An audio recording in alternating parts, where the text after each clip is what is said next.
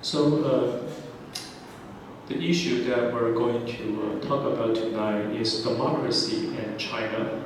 And there are a lot of the scholars, politicians, news media from the Western country. They are interested in whether China will become a democratic country in the future someday. And that's the question we're going to discuss tonight. And at the beginning, I would like to clarify there are two conceptions. They are very similar but still different in the field of democracy research. Democratization and liberalization, which is totally different. Liberalization means an authoritarian country allows its people to have a little bit more freedom in terms of their daily life.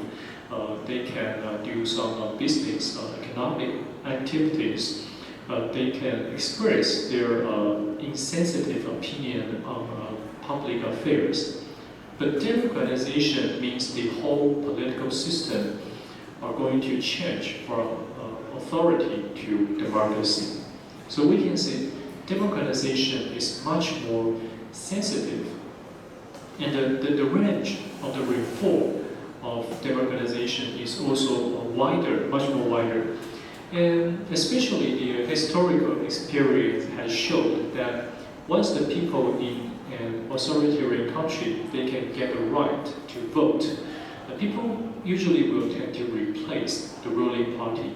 So that means democratization will make their political elites to lose their power maybe in the election. Well, although the democratization is a sensitive issue or even a dangerous issue for those authoritarian countries, but most of the scholars still believe that to pursue the freedom and the right to participate in politics is the natural trend of human civilization. Well, so the logic is once the country's economy grew up, the things like middle class, free market, and maybe the news media will automatically appear. Then the process of democratization will appear. And sometimes the protests and the demonstrations from people and the interference from other countries, maybe the United States, will accelerate this process. So when we talk about the democratization and the transformational issues, Taiwan is a very important example. Since we are the demonstration of democracy in Asia Pacific, and besides, Taiwan is the only the Chinese democratic regime in the world today. Of course, China is not a democratic country, and in my personal opinion, I don't think Singapore is a classic democratic country too. So Taiwan is the only classic demonstrated country in the world, in Chinese world today. And if you look at history, after the 1949, Taiwan was governed by the Kuomintang government for a long time, which was led by President Jiang Jieshi and his son Jiang Jingguo. And at the time, people in Taiwan, their freedom and their civil rights has been seriously repressed.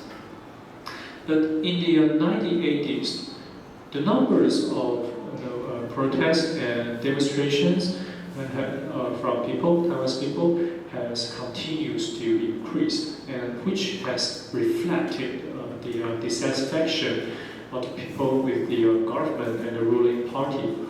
So President Jiang Jingguo and his colleagues eventually decided to start the process of democratization and successfully made Taiwan become a democratic country in the 1990s.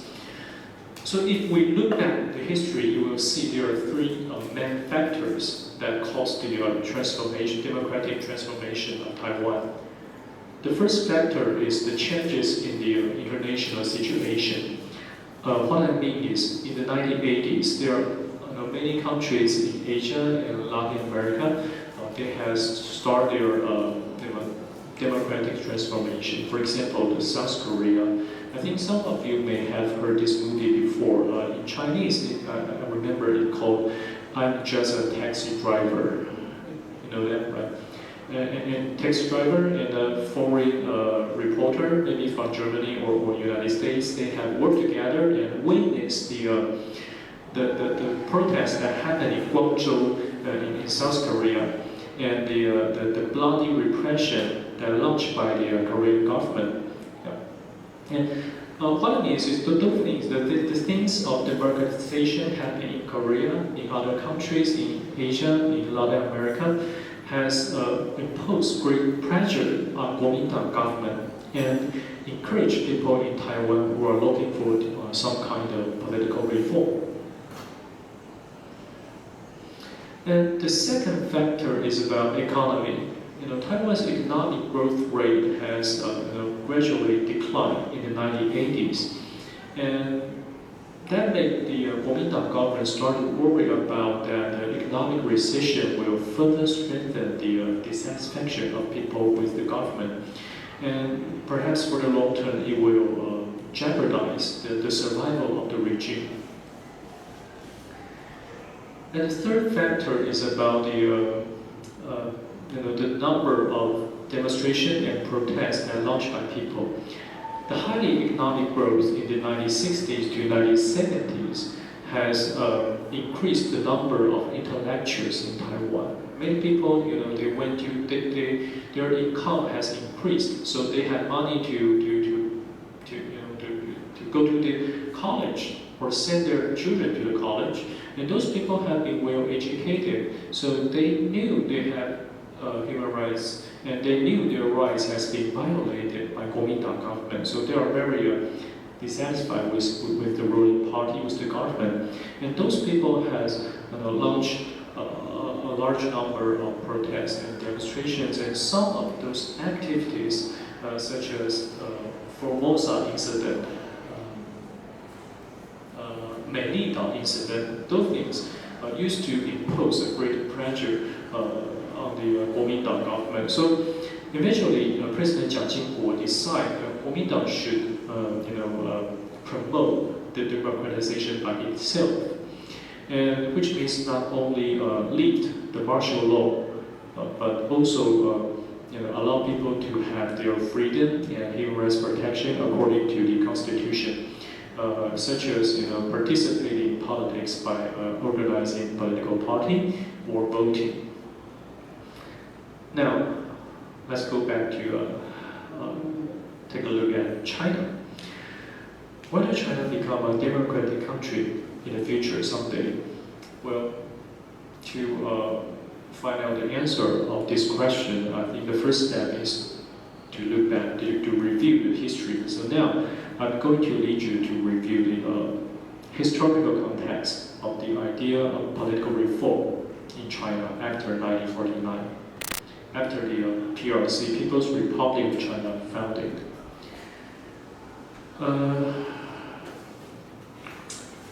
I think some of you should know the first leader of PRC is, after 1949, his name is Mao Zedong, right?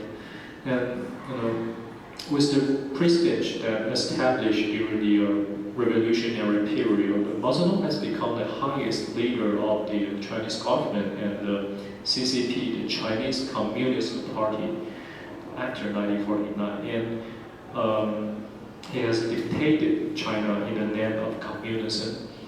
However, I should say, unfortunately, because of the lack of the knowledge of economics, Mao Zedong has launched the Great Leap Forward campaign, 大跃进 campaign, in China, and seriously damaged the economic system and caused a great famine in China. And when Mao Zedong's colleagues tried to stop him and force him to retire, he has launched the other campaign in the name of Cultural Revolutionary, which in Chinese we call that 文化大革命. And I don't think that's a revolution. Cultural revolution, we just a political struggle, and a lot of Mao Zedong's opponents died in this period. Here's a picture of the Great Leap Forward. Mao Zedong launched this campaign after 1958, and he tried to lead the laborers and farmers in China to increase the number of steel and agricultural products in a very short time by taking some non-scientific tactics. Yeah. And the failure of this campaign has caused the catastrophic consequences in China. So in general, through this documentary, you can see the Great Leap Forward is a failed campaign, is a failed social experience, and eventually caused a great famine in China. And when I just mentioned, when Mao Zedong's colleagues tried to force him to retire, he has resisted and launched the other campaign in the Cultural Revolution. Here are some pictures of this campaign. In this period, Mao Zedong has accused a lot of officials, his opponents, of betrayed the communism, and he has persecuted those persons until they died. So there are so many intellectuals in China as dead in this brutal struggle. In 1978, Deng Xiaoping has become the new leader of China and the CCP, since he's the winner of the political struggle after Mao Zedong's death. And we know Deng Xiaoping is a pragmatic and rational politician, so he has advocated that China should focus on the economic development and try to maintain the social stability. And Deng Xiaoping has invited two outstanding officials to work with him. This one is Wu Yaobang. Wu Yaobang was in charge of leading the CCP and trying to maintain the stability and harmony within the party. And this one is Zhao Ziyang. Zhao Ziyang has become the primer of China, and he was in charge to promoting the economic growth. Under Deng Xiaoping's leadership, China has entered an era of reform and openness, we just mentioned before, if you remember, 改革开放. And in this period, China has become the world's factory. A large number of products that are made in China and sold to the almost every country in the world, and obtained substantial profits for China in this period. With the economic development, you can see some Chinese intellectuals start to appeal for some kind of political reforms, because those people announced that the economic liberalization should cause the political liberalization. So China should carry out some kind of, maybe the limited democratic transformation. However, the opinions of the Chinese political allies on the issue of political reform is very, very different. For example, Wu Yaobang he has accepted the idea of political reform, and he was agreed with to promote some limited democratization. But Deng Xiaoping was strongly resisted, and Zhao Ziyang tried to maintain neutral, but sometimes he still expressed his support to the idea of democratization. Unfortunately, the contradiction between Wu Yaobang and Deng Xiaoping was brought out after the 1980s. There's a famous student protest in the name of Beijing Spring. In Chinese, we call that Beijing Zhichun. That happened. When the protest happened, Deng Xiaoping has decided to arrest all the students involved in these protests and replaced Wu Yaobang. But in June 1989, the other student protest happened in Beijing again. Thousands of students from many colleges, they gathered in the Tiananmen Square and asked the CCP to carry out some kind of political reform to promote the democratic transformation. And although Zhao Ziyang strongly opposed to deal with this incident violently, but Deng Xiaoping still launched a bloody repression. You can find lots of the video on YouTube about Tiananmen incident, and some of those videos are pretty bloody. Yeah. Many students died, and at the same time, Zhao Ziyang was being arrested. So after 1989, most of the Chinese intellectuals or political allies, they are refused to discuss about the issue of democratization because of the experience of Wu Yaomang and Zhao Ziyang. Until 2010, the similar voice appealed within the party again.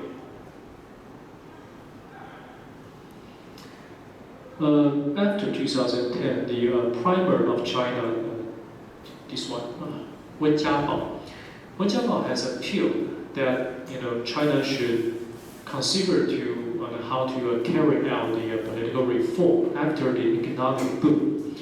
However, Wen Jiabao's appeal was not received well support within the CCP, within the party.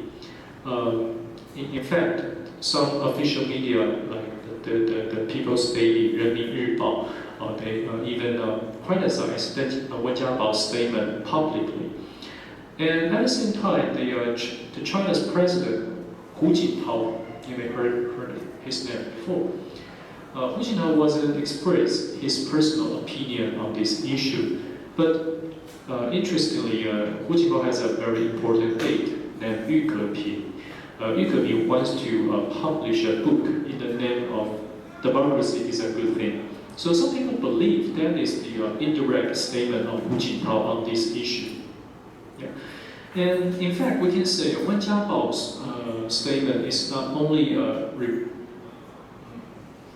represent his personal opinion, which means there are some Chinese political allies already realize that the CCP, the Chinese government, must carry out some kind of reform in terms of politics in order to adapt to the changing society and economic environment. 2012, when Xi Jinping took office, when Xi Jinping became the highest leader of China and CCP, at the time there was a lot of foreign media and scholars. They want to expect Xi Jinping can promote the democratization in China. Since he used to propose some policies of liberalization and openness when he served in the local government in Fujian province. However, as we know, after Xi Jinping took office, China has become even more authoritarian. Just look what happened in Hong Kong, what happened between China and NBA. Yeah. And Xi Jinping, his personal attitude is also very interesting. It seems already appears some tendency of dictatorship when his power was stabilized. And at the same time, in the past few years, there are some Chinese intellectuals that have launched the other debates about the issue of democratization in China. But this time, the subject is not about if China should promote the democratization, but if China has the conditions to do that. What that means is there are some intellectuals in China, they claim that China can never become a democratic country because, not only because the political allies will refuse to give up their power, but also there are too many objective limitations will obstruct the process of democratic transformation. The opponents of democratization in China, they indicated that those supporters of political reforms, they only mention the beauty of democracy, but ignore the potential risk which the political reform could lead to the social chaos. Just consider, after the 1949, China has governance by the CCP for a long time. So that means other political groups, a lack of the capability and experience of governance. So if the CCP lose power in the party rotation, which could caused by the democratization, then China's politics will be unstable. But today's China is no longer a traditional agricultural country. Instead, in fact, China has a very large and complex economic system today. And the operation of this economic system, the distribution of the labor and financial resources are all dependent on the management of the central government, Beijing government. So we can say once China's politics fell into unstable, China's economy will be unstable, and the instability in politics and the economy will definitely cause the social chaos. And considering China's vast territory and large population, once the large-scale social chaos happen in the future, which could cause the catastrophic consequences.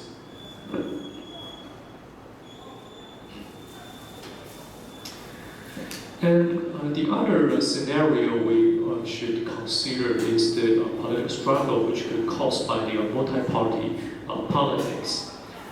多党政治 multi-party politics is the normal situation in any democratic country. So just like Taiwan, we can see we have many parties competed to each other in the election.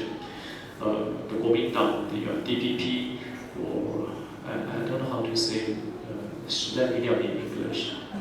Yeah. So what I'm trying to say is, if someday China has accomplished its process of democratic transformation, there will be lots of the political party competed with each other in the election, right? And for those new political parties, the simplest way to win the election is criticize the ruling party. And if you look at history, the governance of the CCP since the 1949 indeed can be severely criticized.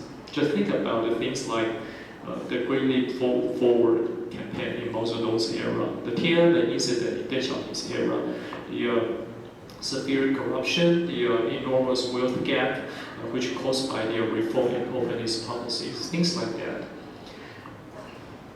So what I'm trying to say is, those new political party will try everything they can do to criticize the CCP in order to win the election. Unfortunately, the historical experience shows that the CCP is not a party, good at accepting the criticism. The case like Tiananmen incidents told us that the political allies of the CCP might, respond to the accusation from their opponents violently, such as sending military troops for the bloody repression. So which means the newly established democracy in China will be destroyed. And on the other hand, the political experience from the United States and some European countries also shows that some new political party might try to win the election by promoting some radical ideas, just like Adolf Hitler and his Nazi party did before. So if the same thing happened in China, it will definitely cause the turmoil within the society. The scenario that we should consider, that the democracy could lead China fell into chaos, is the potential risk caused by farmers. If China holds open and democratic election today, farmers will definitely become the most important, most influential group, since they have 600 millions. And that means the political parties that wants to win the election, they must propose the idea of the policy that farmers like. But the policies that farmers like could be impractical and dangerous. Let's consider two situations. First, as a communist country, China has maintained its state ownership of land system, 土地国有化 policy until today, right? And most of the farmers still expect to own their private land. Yeah. So, which means if there is an election hosted in China, then many political parties and candidates will propose the idea of land privatization. Your farmers will be happy. But for the long term, land privatization may not be beneficial to farmers because it will allow rich people and companies to buy farmers' land legally. And at the end, which could further deteriorate the wealth gap problems in China. And the other situation is, to get more labor to work in agricultural affairs. Farmers may ask the political parties, candidates, and politicians in the election to cancel their family planning policy. How do you say that in Chinese? 生育管制, which means a couple in China, you can only have one child. Yeah, because there are too many people in China, so the natural environment cannot afford. Yeah, but farmers want more labor to work in agricultural affairs, so they will ask the government to abolish these policies. And also, we have to admit, indeed, this policy is very controversial. Yes, but once the government just abolish it without preparation, which could cause the impact in terms of environmental protection or jeopardize the social stability, because it will lead to the large increase in population. And the other factor that we should consider is the political elites of CCP, the officials, the Chinese officials. They probably will strongly resist to promote the democratization. Although China's economy already liberalized after 1978, but China's politics still maintain the authoritarian system until today. So which means the Chinese officials, they have very meager salaries, but the salaries of President Xi Jinping is 5,000 renminbi per month. So the Chinese official salary is very, very meager, but they have very enormous power at the same time. So some officials in China, they will try to use their power and serve the enterprises to help those entrepreneurs to get the approval or the lands they need. And those officials can receive the bribes. And some officials in China, they even they arrange their relative running the business, and they will use the administrative power to support it. And this is undoubtedly the other kind of corruption. But imagine what will happen after China become a democratic country, just like in Taiwan. The supervision from congressmen, or in Taiwan we call that legislative yuan, and the news media will obstruct the corrupt behavior. And those officials who have accepted the bribes from enterprises, they may have to face the judicial investigation from a judicial department. So that is why so many Chinese political elites are so strongly resisting the political reform. At the end, this is very embarrassing. Some Chinese scholars, they had indicated that according to the transformational experience of Taiwan, democracy, of course, it can bring some benefits like more freedom and more human rights protection, but democracy will also cause some problems like lower administrative efficiency, lower media quality.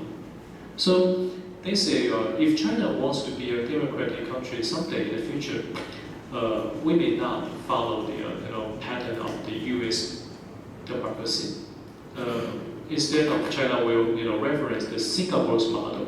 What Singapore's government did is try to make a balance between limited democracy and limited authority, and that's the pattern that the Chinese government perhaps they can accept.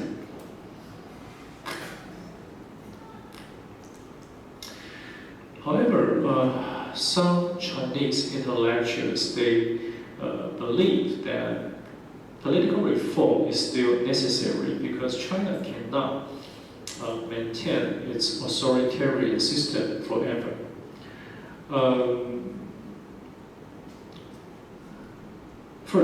The first reason to support the political reform in China is that China is facing a crisis of the lack of ideology. In Chinese, we call that 意识形态. Ideology is an invisible power which can make the people understand the blueprint of national development, which is the commitment from the government to the people. And as we know, China's guidance of ideology is always the communism. And the core of the communist theory is promoting the equality, reducing the wealth gap, and establish a social welfare system to take care of all the citizens.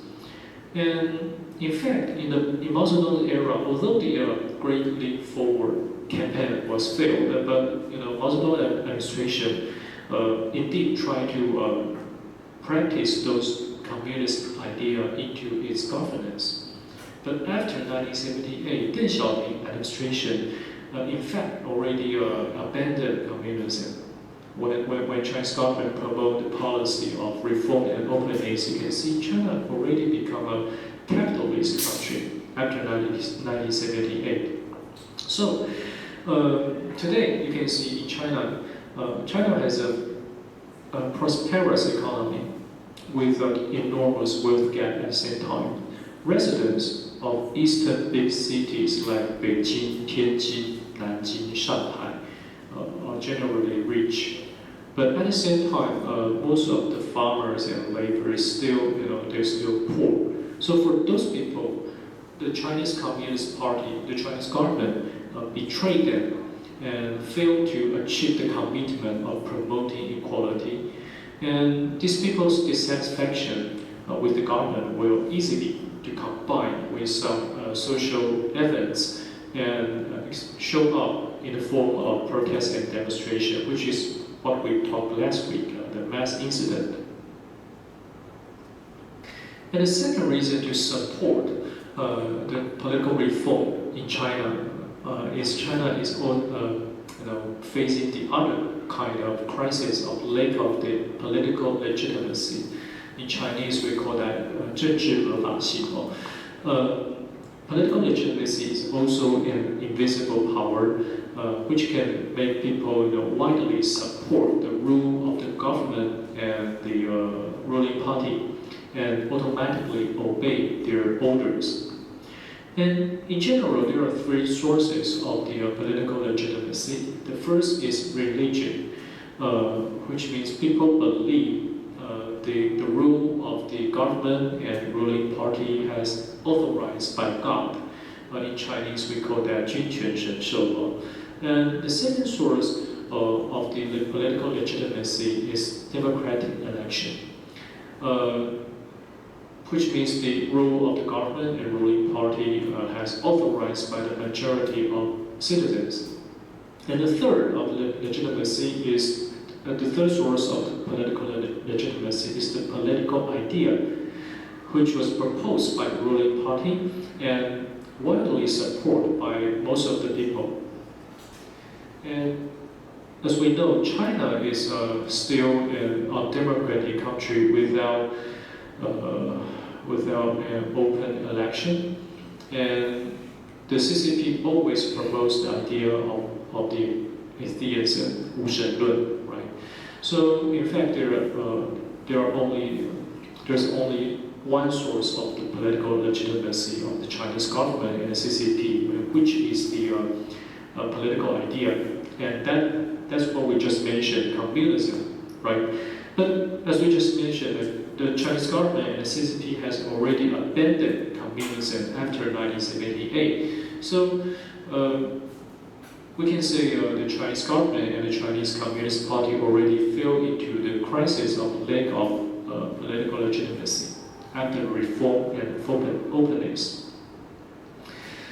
So in the past few decades, you can see some Chinese officials, Chinese leaders, political allies, they are trying to convince people to accept the rule of the CCP by emphasizing the economic growth. The logic is the rule of the CCP can make China's economy continues to grow up, so people can earn money. So you should let us to lead this country forever, probably, yeah. But my personal opinion is this approach may not be work for too long because of two reasons. The first reason is the pursuit of the economic growth will lead to the neglect of social welfare.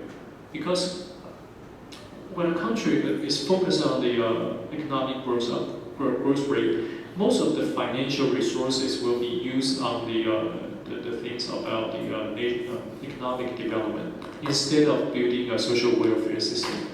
So that will make the wealth gap in China continue to expand. And poor people, laborers and farmers will be further dissatisfied. And the other reason is, no matter how hard the Chinese government work, China's economy cannot be continues to grow up forever. Someday it will decline. It is a normal situation, right? And so if the Chinese allies has overemphasized the importance of economic growth, once the recession happens, the public distrust will be even more stronger, and which could probably jeopardize the survival of the regime. So China has to do something to try to find a new source of political legitimacy.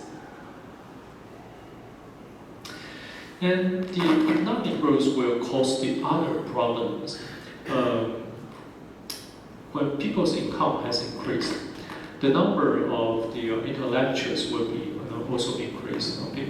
Many people can be well educated. They went to the college, so they know they have rights, and they know their rights as being repressed by the government and by the Chinese Communist Party, and they will be very dissatisfied with the current situation, like air pollution, severe corruption, things like that. So the protests and the demonstration will continue to increase. And although the Chinese government tried to shift focus by promoting the nationalism and the patriotism, but those approaches cannot be effective forever. So China must, in the long run, it has to make some kind of political reform. And if you look at the history from the 2002 to 2012, when China in Hu Jintao era, China wants to be, to show off the trends of gradual democratization. At the time, the Chinese government has reduced the controls on people. People can express their opinion. People can even criticize the local government on the internet freely. But after Xi Jinping took office after 2012, when Xi Jinping has launched a large-scale anti-corruption campaign, but at the same time, many scholars has noticed that Xi Jinping's government also tried to restrict people's opinion expression more strictly. So China has become more like a classic authoritarian country after 2012. And I think the above situation has shown that the Chinese government, the Chinese Communist Party is still hesitating between two options of the prospect of the national development. The first option is promoting political reform and the process of democratization in China. And the second option is resisting political reform and try to maintain the authoritarian system as long as they can.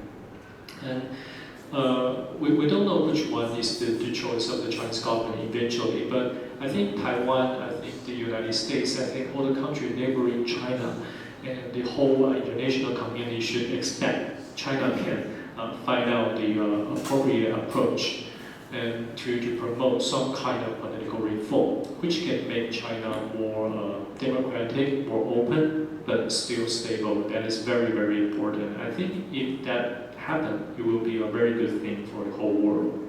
So through this speech, you can see this professor told us China is a very, very special country, different from the United States, Germany, or any country who was raised in the history. I have to say I don't agree with what he said about the things like one China, two system. I don't agree with that. But this speech indeed told us that China probably will become the dominant country in the world in the near future. And that probably is the macro trend that we cannot resist. As a Taiwanese, I think the only thing that we can do is expect that China can become a more open country, a more democratic country. At least just like Singapore, I think that will be fine. And that will mean that China's rise will not cause the impact to the peace and stability of the international community in the future. Okay, I think I will done tonight.